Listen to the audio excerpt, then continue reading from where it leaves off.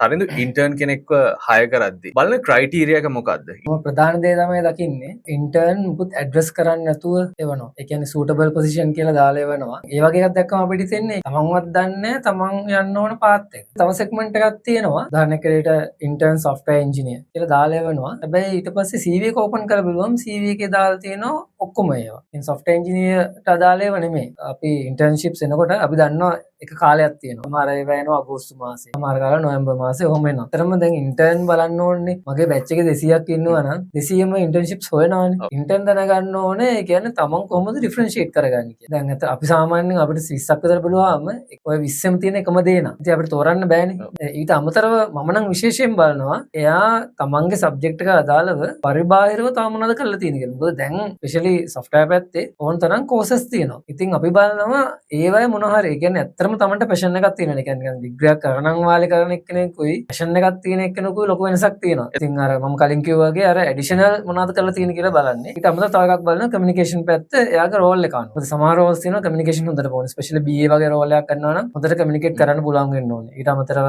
Software engineer කෙනෙක් වගේ නම් ලොකුවට ඕනේ නැහැ. බට් කරන දේ කියාගන්න පුළුවන් වෙන්න ඕනේ. ඉතින් මේන්ලි මම ફોකස් කරන අරක තමයි මොනවාද තමන් ඩිෆරන්ෂিয়েට් වෙන්න කරලා තියෙන්නේ කියන එක තමයි බලන්නේ.